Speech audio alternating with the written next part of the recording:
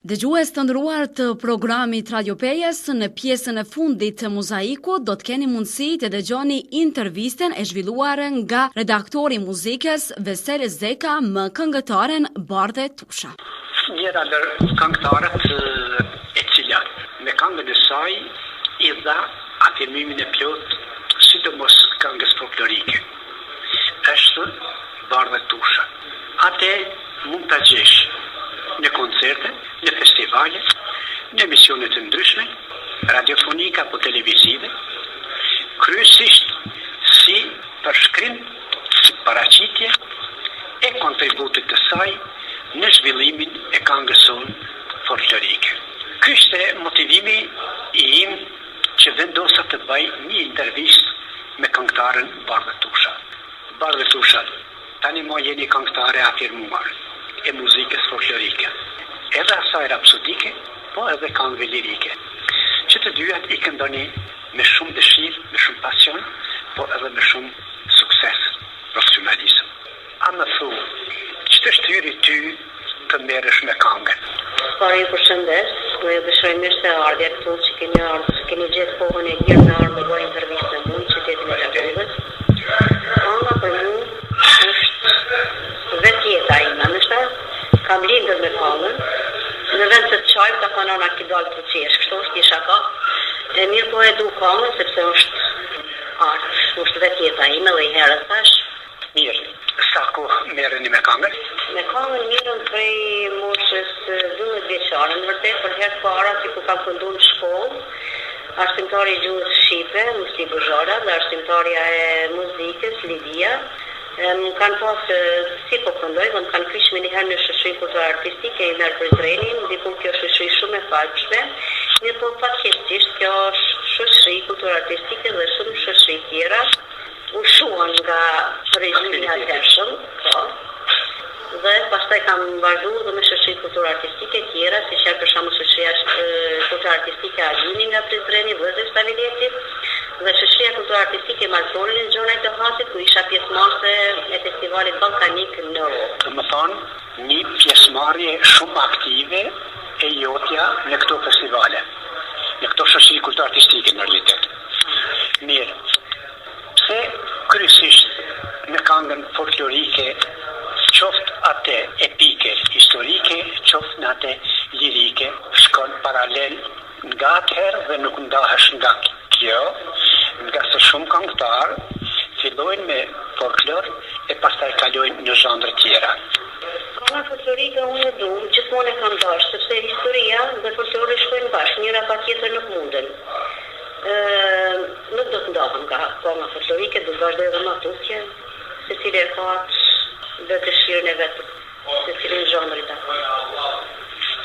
A më pëjtush disa këngëtare shqiptare, të cilat e kanë kultivuar me shumë sukses këngën folklorike, po që kanë lënë mbres në vazhdimsinë e këndimit tuaj folklorik.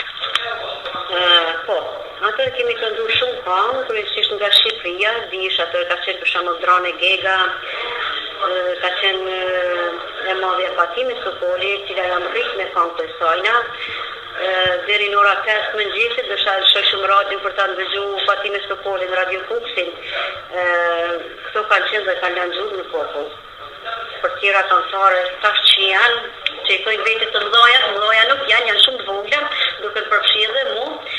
Mirë po të mëdha kanë që kanë vdekur, mirë po kanë lënë gjuhë. Fush veprimtaria jote? Janë vetëm koncertet e festivalet, apo i preferon edhe dashmat në kohë të fundit këngëtar shkojnë shumë në për dashmat? Jo, unë nuk jam këngëtare dashma, këndoj për qefi, thjesht mas pari kënaqi vetën, veshët tim, pastaj edhe adhurues të këngës folklorike. Në një festival pata rastin të dëgjoj duke kënduar. Pas shumë ovacione. Si ndihesh ti kur je në binë para spektatorëve, para dorë trokitjeve të tyre? Si ndikojnë ato tek ti? Dëgjoj. Një këngëtar aty që është në binë, dihet që ka emocione të forta, mirë po duar trokitjet janë çmimi më i mirë për këngëtarët. Duar trokitjet e publikut. Unë mendoj ashtu, ka me fitu ndoshta 10 çmime për herë janë duar trokitje. Derisa të ekzistojnë ato duar trokitje, manifestohet një frikë te këngëtari, te instrumentisti, te artistin përgjithësi. Një frikë se a do të ketë sukses apo nuk do të ketë sukses.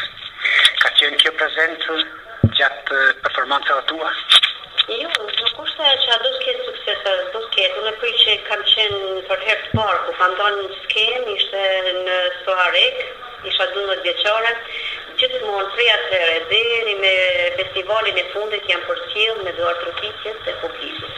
Ka pas herë që ka 5-6 herë vetëm kanë frikë publiku me këndu këngë, aty nuk ja kanë frikën kurrë që a do të kem sukses. Është shumë e vërtetë dhe çuditë më dhe vetë që gjithmonë kam sukses para publikut. Këngët që i këndon, i komponon dikush e në kasë sipas porosisë sate, apo janë këngë popullore të kënduara më herët? Jo, janë këngë të kënduar nga populli, që nuk dihet autori i këtyre këngëve, mirë po kam dëshirë që ato këngë të cilat janë harruar nga vetë Zoti, lemo nga këngëtarët, ti marr ti frymëzoj dhe ti këndoj. Njëra këngë ka qenë Hajdeqis Pashçiknin, i cili autor është Mustafa Rugova, i cili ma ka dhuru këtë këngë dhe unë e kam këndu. Kjo ishte kënga që e këndova në festivalin e Istop. A ka oferta bashkëpunimi të kompozitorëve për të kënduar ti këngët e tyre? Ka oferta nga kompozitorë që t'ja këndoj tekstet e tyre, ka dhe nga shumë këngëtarë që kanë ofruar bashkëpunim, mirë po. Ti nuk e ke pranuar? Jo, nuk është që nuk e kam pranuar, mirë po duhet këngëtari me ditë se a na përshtatet zone apo jo me tu bashkë me ta. Nuk është që unë aty, mirë po ka disa që nuk na shkon zoni bashkë. Ai këndon për shembull nge, unë këndoj nge dhe ne. S'jam përshtatur dhe s'kam kënduar. Këndon një kohë të gjatë. Çka i ke dhënë ti këngës e çka të ka dhënë kënga ty? Këngës, çka i kam dhënë? Këngës i kam dhënë frymëzim, i kam dhënë jetë. Afirmim. Publikim. Po, çashtu ka publiku këngës, kam përkushtu, kam dhënë kohën time, dhe më thonë veç për këngë. Çka të ka dhënë ajo ty? Afirmim mendoj, tjetër gjë. Jam kështu shumë e sinqerta. Mirë.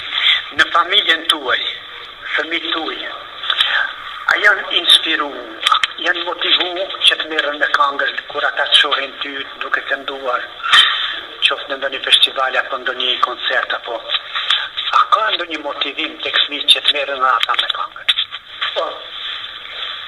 Po thuaj familjen time që të këndojnë, vallëzojmë, këndojmë, ndonjëherë bëjmë atë koncert apo dartë, më krejt po vjet, gjitha instrumentet i kam të shtëpia, deri lahutën e kam në shtëpi. Mirë po që din me këndu, po asnjëri si kam thonë për me këndu. Domethënë që nuk e kam shty askan. Djali më dhe ka muzikën, në shkollën e ulët dhe të mesmen. Ka tjerë ti kam vallëtar, kantor, mirë po asnjëri si kam shty me zor. Lita zgjidh vetë, ajo që kam i punu, lita zgjidh vetë, ai nëse dorin me këndu, le të këndojnë, nëse nuk dojnë, e diçka tjetër. Po jo me shtyr ata që nuk dinë shoftë disa këngëtarë, që nuk kanë lidhje fëmijët e tyre me këndu, mirë po ata japin shumë të madhe, paguajnë për me bërë pak shofërinë vetë. Tek kite unë nuk është ashtu. Tani këndon një kohë të gjatë. Je lëndur ndonjëherë nga ky këndim? Jo, kur në çdo dëshirë këndoj, me dëshirë më të madhe këndoj. Kështu që ndërmend të vazhdosh edhe atje? Po, patjetër që të vazhdoj drejt kënga kur të ngel, jo në këngë. Tani është fund viti. Këngëtarët janë të angazhuar për të bërë incizimet për vitin e ri. Jeni këngëtare që sidomos këngët lirike i këndon shumë bukur. A ka ndonjë ofertë të ndonjë televizioni apo radioje që të bësh një program enkas për vitin e ri? Po, kam oferta, sidomos për këngën folklorike. Kam oferta në disa televizione, kryesisht në televizionet e Prizrenit, dhe në televizionin Opinion, qësar televizionin e Drenicës. Kam disa oferta, më mërmenja që të bëjnë gjërime për vitin e ri. Kështu që jem aktive. Bardhe, unë falenderoj që ju përgjigje ftesës sonë për të bërë këtë intervistë, për të dhënë këto informacione për dëgjuesit e Radio PS, të cilët dëshirojnë të dëgjojnë këngët tuaja. Unë bashkë me falenderimin të dëshiroj suksese edhe më tej në afirmimin e këngës popullore shqipe, në këndimin e saj, kështu siç ke vazhduar deri tani.